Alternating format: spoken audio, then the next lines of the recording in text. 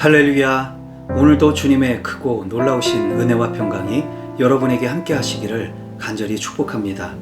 9월 10일 수요일, 오늘 우리에게 주시는 하나님의 말씀은 창세기 42장 29절로 38절입니다. 그들은 가나안 땅으로 아버지 야곱에게 돌아가서 그동안 겪은 일을 자세히 말씀드렸다. 그 나라의 높으신 분이 우리를 보더니 엄하게 꾸짖고 우리를 그 나라를 엿보러 간 첩자로 여기는 것입니다. 그래서 우리는 그에게 우리는 정직한 사람입니다. 우리는 첩자가 아닙니다. 우리는 모두 한 아버지의 자식들로서 12 형제입니다. 하나는 잃고 또 막내는 가나안 땅에 우리 아버지와 함께 있습니다. 하고 말씀을 드렸습니다. 그랬더니 그 나라의 높으신 분이 우리에게 이르기를 어디 너희가 정말 정직한 사람들인지 내가 한번 알아보겠다. 너희 형제 가운데서 한 사람은 여기에 나와 함께 남아있고 나머지는 너희 집안 식구들이 굶지 않도록 곡식을 가지고 돌아가거라.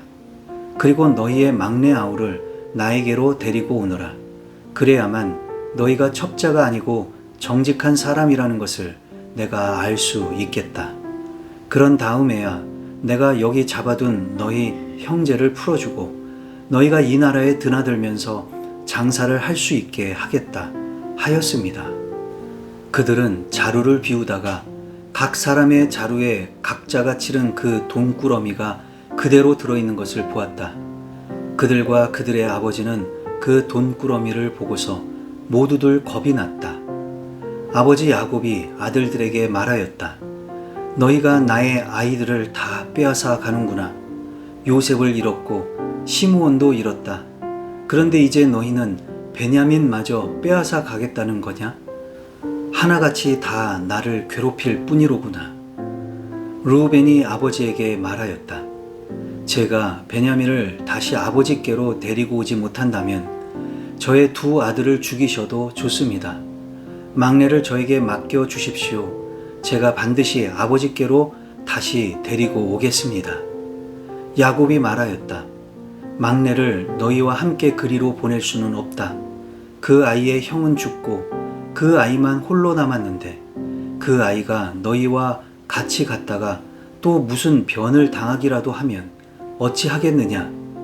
너희는 백발이 성성한 이 늙은 아버지가 슬퍼하며 죽어서 스올로 내려가는 꼴을 보겠다는 거냐? 아멘.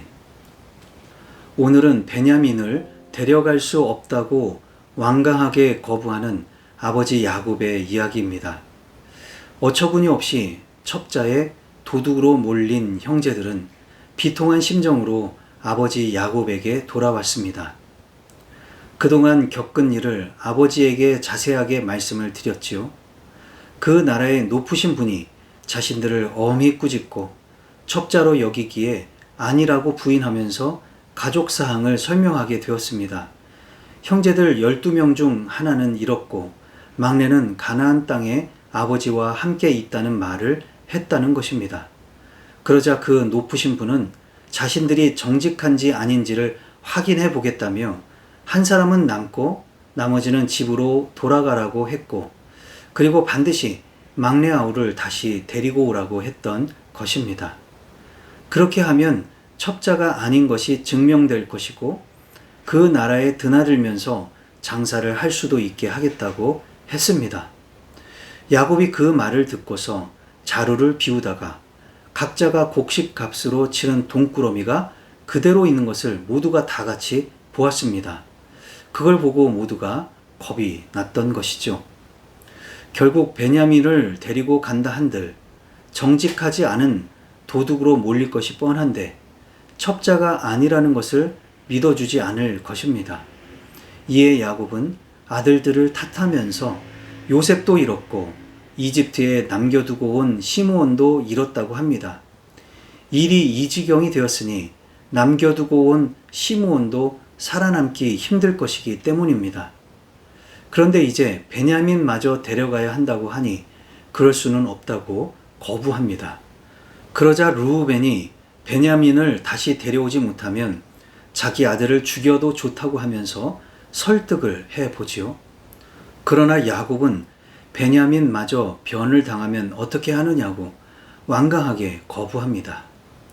자, 그럼 오늘 주신 이 말씀을 붙들고 우리는 어떻게 살아야 할까요? 첫 번째로, 여러분이 야곱이라면 어떻게 하겠습니까? 우리는 이 이야기가 어찌 된 것인지, 또한 그 결말이 어떻게 될지를 알기 때문에 당사자들이 처한 심각성을 제대로 느끼지 못합니다. 과연 아무것도 모르는 야곱의 심정은 어떠했을까요? 야곱이 참으로 불쌍하다는 생각이 들었습니다.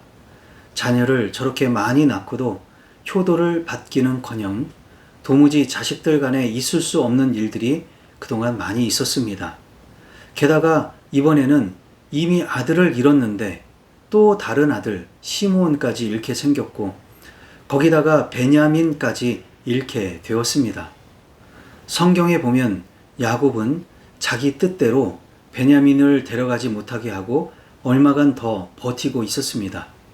그렇게 버티고 버티다가 다음 성경의 이야기는 결국 베냐민을 데려가도록 허락을 하게 되지요.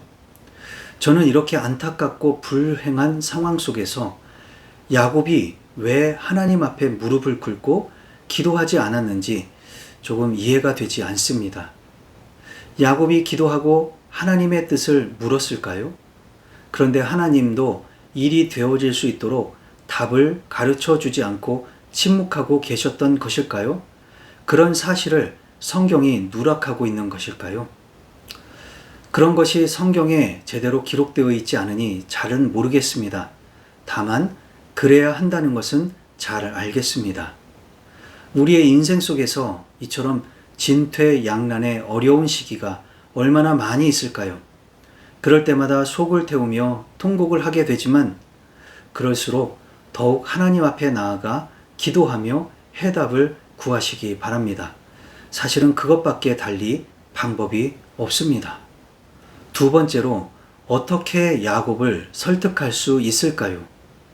지금 형제들의 입장과 아버지의 입장이 첨예하게 대립하고 있습니다. 형제들은 베냐민을 데려가서 시므온을 데려오겠다는 것이고, 야곱은 그럴 수 없다는 것입니다. 도두로까지 몰린 상황에서 베냐민도 잃고 베냐민을 데리러 갔던 형제들도 잃을 수 있으니 야곱의 입장에서는 자식들을 더 이상 희생시킬 수는 없었던 것입니다. 그런 야곱의 입장도 일리가 있습니다. 그렇지만 자기들끼리 살자고 두고 온 시므온을 포기할 수 없다는 형제들의 양심이 있는 입장도 충분히 이해가 갑니다. 사자굴에 들어가는 희생을 치르더라도 이집트의 볼모로 잡혀있는 형제 시므온을 데려오고 싶었던 그 희생 정신에 고개가 숙여집니다. 르우벤이 나서서 아버지를 설득하려고 했지만 결국 소용이 없었지요. 아마 그때는 누가 나서서 설득하려고 해도 소용이 없었을 것입니다. 왜냐하면 아직 설득을 해서 될 수 있는 때가 아니기 때문입니다.